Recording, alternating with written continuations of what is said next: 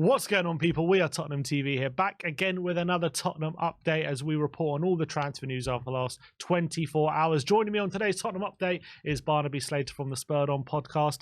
But without further ado, let's get into all the transfer news, and we'll start off with Fabrizio Romano reporting on Hugo Lloris's future. Obviously, he's still hanging around from the summer, hasn't found a new club, hasn't been involved in the Premier League squad, but there is finally some news advancing with him. Apparently, according to Romano, LAFC are advancing in talks to sign Hugo Lloris from Tottenham. Deal being discussed on player side, but MLS move considered. Sami Mokbel and Paul O'Keefe also confirming that this move seems to be at an advanced stage at this point in time. And so I think it's good to finally get this move sorted and his future out the way, because I know he's been a really loyal servant and he's been at Tottenham for so long, but him being former club captain of the team, having been such a large part of our club for such a long time, I don't think it does anyone any good, him hanging around the club, like not involved in the squad and basically being like a training code, it seems, at this point. So I think a move to LA makes sense for everyone, and I think it's a really good move to end his career with. Yeah, and I agree. A vital, long, loyal servant to our football club, an unbelievable keeper in his prime, and a leader. You know, lots of people always thought that Harry Kane was the captain of Spurs. Hugo Lloris was the captain of Spurs, the club captain of Tottenham Hotspur for a decade. And he's played kind of over, I think, 350, 400 appearances. I would love him to get a testimonial personally, but yes, you know, when you're looking at it with kind of more of a single-minded mindset, you have to say he's on £200,000 a week. He's our top earner. We have to get those numbers off the wage bill. Ange has said very openly, I want to clear the club of all the players who kind of have the mental scarring of previous lack of success, if you like. Obviously, Hugo Lloris is one of those. He's not been involved in any of the matchday squads. So it makes sense. If he can get a move where he feels he will be first-team goalkeeper, he's going to enjoy the standard of life, and his family are going to enjoy it as well. I think LAFC makes perfect sense. And it seems from everything we're hearing that the move is quite far down the line, and maybe it'll get announced imminently, if not at the beginning of January. And just at the time of recording this, Fabrizio Romano has now given the here we go to Hugo Lloris to LAFC.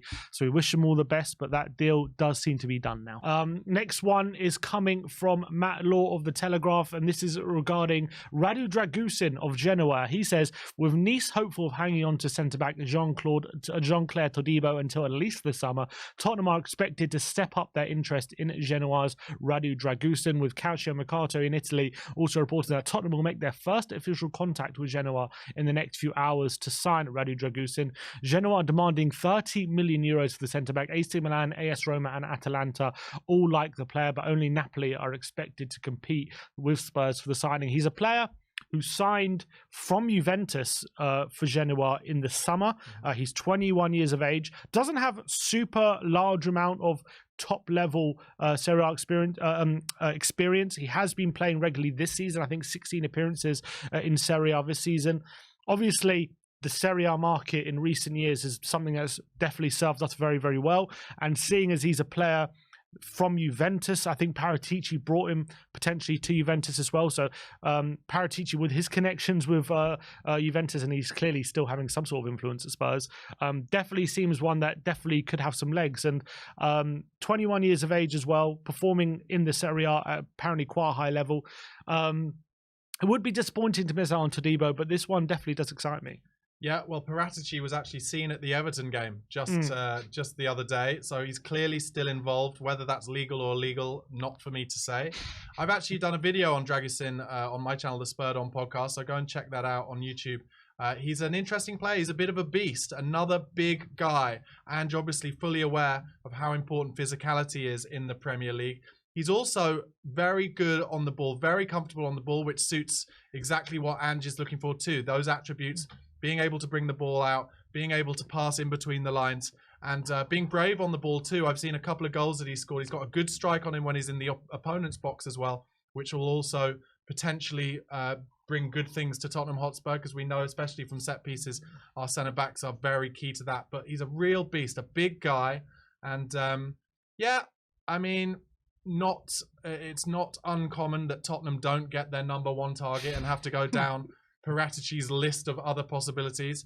And if we're talking about €30 million potentially for Dragusin, then you could see that being a kind of risk that the club are willing to take for someone of his age who has a kind of raw talent and able to kind of grow. And obviously, most importantly, we need someone through the doors soon.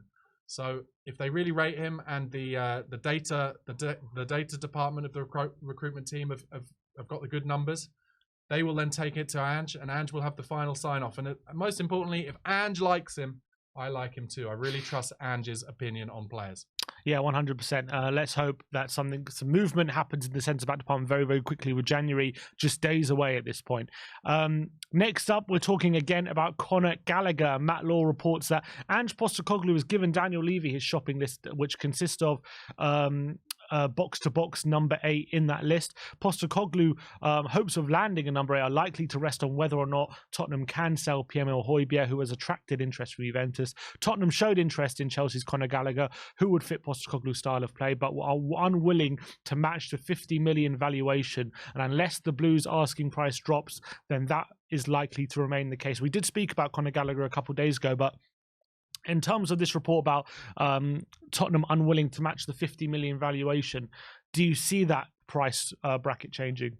I think this is brinksmanship. I think this is like the early kind of shots across the bow of the reality of what it's like with Daniel Levy in a transfer window. So my opinion is, I don't have any insider information. My opinion is there's no smoke without fire, and this Gallagher rumor just won't go away, which for me means that Gallagher's agent has not told Tottenham Hotspur that he wouldn't be interested in coming. That would be the first reason why it would go away. And that Chelsea haven't told Gallagher's agent or Tottenham Hotspur, whether or not they've had any contact, I don't know, but they haven't told them that they wouldn't be willing at some price to sell Gallagher. Now, for me, 50 million for Conor Gallagher sounds a bit like at the lower end, actually, of what I would expect an English club to have to pay for an English player, even though he's only got, I think, 18 months left on his contract. Spurs obviously would like to get him, I think, for probably more like 40 million. What will be interesting to see is as the transfer window goes on and into that last week, whether or not Chelsea would be willing to take a bit of a hit and maybe Spurs willing to go up and meet them in the middle. I wonder about this one. I think if this one's going to happen, it will happen right at the end of the transfer window, probably on the last day. And I wonder whether Tottenham would be willing, hear me out here, and I wonder what you think of this. If Tottenham were able to get Højbjerg and Lo Celso off their books, so maybe a sale for Højbjerg and Lo Celso goes to Barcelona for a sale and for a loan and obligation, whether then Tottenham would be willing to say, we would take Gallagher on the basis he's younger, he plays a lot of games, he doesn't have a bad injury record, whereas with Lo Celso in particular, he is potentially suited to Ange Ball. I think he's doing well when he plays, but he's so infrequent in playing, and he's only got 18 months left on his deal, whether they'd say 2 for 1 and we try and cover our costs on that. What do you think on that, Sid? I wouldn't be surprised, actually, if that was the case, because as much as, first of all, I think Højbjerg definitely is one that we're looking to move on. So 100%, if we can move on, I think we will. When it comes to Lo Celso, I think he has played well this season, but it's not just this season where injuries have plagued him, is it? It's been throughout his Spurs career. Even when he's gone out on loan, he's had injury problems at Villarreal as well. The question Spurs will have to ask themselves is that even if Lo Celso is really good and on form, how much future does he really have at Tottenham? And even if he is playing well and fit, if Barca do come calling, will he want to move? Will he want that? Will he want that opportunity? Yes. Essentially. Yeah. So even if everything's perfect with Lo Celso and things are really moving in the direction, he's been at this club for so long. Maybe he'll want a new challenge, even if everything's right. So I do believe if you ask Tottenham right now, would you swap those two for Gallagher? I think they would. Yeah. I think they would. I think they'd say if they could get 20 to 25 for Højbjerg and 20 to 25 on a loan. So let's say a loan fee of 3 to 5 million and then 20 as an obligation for Lo Celso. I think they'd say that is a less scary thought than the potential of Lo Celso going into the last year of his deal and maybe getting nothing for him or kind of pittance in a year or 18 months time, and getting Gallagher, who is a young player with more potential in terms of getting on the pitch, but also a potential sell-on fee if then he was really brilliant at Spurs. And I think I could see Gallagher, if Chelsea were willing to sell him to us, it's not a guarantee, but it just doesn't seem to be going away. I could see him being an excellent kind of first team / squad player in an Ange Ball system. Yeah, I completely agree, and it does the potential of him, especially with his intensity off the ball as well, added to how much quality adds on the ball as well. I think he's got high potential, and he's still very young. So I think it would be a good move if we can make it happen. But I still think there are a lot of moving parts right now to this deal, which I still consider it fairly unlikely to happen next month. But we'll have to wait and see. Next up, Matt Law is also talking about the potential of Spurs bringing in a winger, and he has talked about the potential of Jota from Al Ittihad. He said the most likely winger for Spurs to target in January is Jota. Tottenham are likely to look at a loan deal or a free transfer to Jota, and it remains to be seen whether Al Ittihad will seek a significant fee. It's a very odd situation. He moved to Saudi in the summer for big money. Is seen as one of those young players in their prime to really boost the Saudi league in terms of not just being seen as a league as an old retirement home. He was kind of one of the main staples of that vision. For some reason or another, I don't know what happened with him and Nuno or whatever. He's been left out of the squad completely. I think they signed too many foreign players. Yeah, I think that was part of it. He's in the Champions League squad, but he's not involved in the domestic squad at all. Yeah, I think they did sign too many players, but he was one of the first ones. So I don't know what kind of, maybe they don't trust him or something's happened there. So there is I think there clearly is a chance to get him out of there if we really want, if they aren't going to be playing him at all. He's someone who Postecoglou knows. He managed him at Celtic. He's someone who knows the system as well. I think for me, if a loan deal really does make sense here, especially in the short term, a 6-month loan deal with an option to buy if things are really going well for the next 6 months, I think it would make sense for him, a really big move for him to a big club in England, especially under his old manager. I think it just makes sense for all parties, but I think the only report I've heard is Ange has a bit of reservations of whether he's truly suited to the Premier League. What do you reckon about this prospective move? Yeah, I think it's quite simple with this one. I think if this one is going to happen, why wouldn't it happen right at the beginning of the window? Because I think the Saudi club will want to get him out because they're just literally paying him to not play at the moment.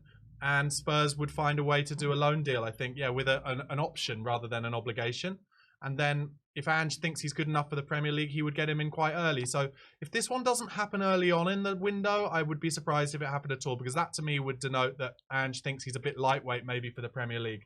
So I'm not 100% sure about this one. If it's going to happen, I think it'll happen early. The only issue I have with him, he's obviously a talented player, is going to Saudi in your prime. For me at this stage, Saudi, the league will improve, of course it will. But going in your prime at this stage, I think, is a little bit of a stain on your ambition. But I don't know the kid. Obviously money is important, and they want to secure their families for generations to come. But I would worry about his ambition, because I think he could have got a move to a more important league last summer. Yeah, I completely agree. And I think, there are reports that Tottenham were interested last summer, but clearly we weren't interested enough to put in a significant bid. But as you say, it's someone Ange will know really well. So if we put in a bid for it, it's someone that clearly Ange really thinks can make an impact straight away. And the last update is going to be surrounding the striker situation at Tottenham. Again, from Matt Law, he says Tottenham are drawing up a list of striker targets, which includes Feyenoord's Santiago Jimenez, but they may have to wait until the summer unless the club receive a huge offer from Saudi Arabia for Richarlison.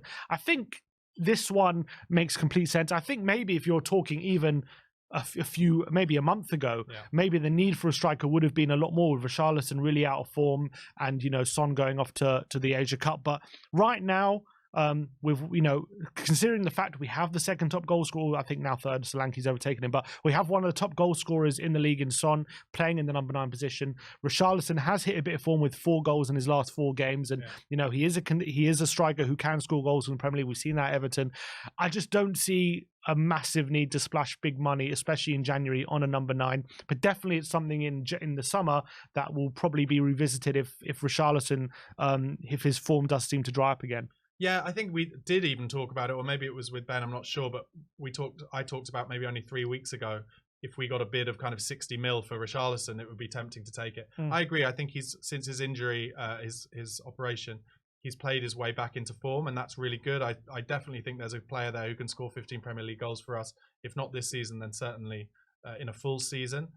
Also with me, the Jimenez rumors are interesting, because I think buying from Holland, especially when it comes to strikers, is very much a hit and miss situation. Where's he at? Is he PSV? Feyenoord. He's Feyenoord, sorry. And look, for every Ruud van Nistelrooy, there's a Mateo Kezman. Do you know what I mean? There's a Vincent Janssen. And it's very hit and miss. Players who win the Golden Boot in Holland can come over to England and really struggle. And look, I'm sure he's a good player. I know he's played for the Mexican national team and he looks like a real threat. But it's a real risk, that one. And it would certainly, for me, it would be a monumental risk to sell Richarlison and bring in a player who's never played in the Premier League, because it's a different league. It takes acclimatizing to. And I think Richarlison will score goals for the rest of the season. Yeah, definitely. If we did get a massive bid from Saudi in January, let's say it was maybe 70 million and Richarlison was willing to go, do you accept that bid? That's a very good question at this stage. I would say if they're willing to pay 70, I'd ask them for 100. You ask them for 100? I would, not because I think he's worth that, but because I'm saying if they want him so badly, they can afford that. So, you know, I would, if I was Daniel Levy, and I imagine he would do this, he'd say, well, Moise Caicedo and Enzo Fernandez are defensive midfielders and they just went for £100 million. Richarlison's got, you know, over 3 years left on his contract. What are you willing to pay? And if they don't reach that number, then we don't sell him. That's fair enough. All right, well, that is all for today's Tottenham update. Let me know in the comment section below anything we discussed today. Go subscribe to the Spurred On podcast as well if you want to see more of Barnaby Slater as well for daily Spurs content. But that is all from us today. Like, subscribe and comment. And as always, come on, you Spurs.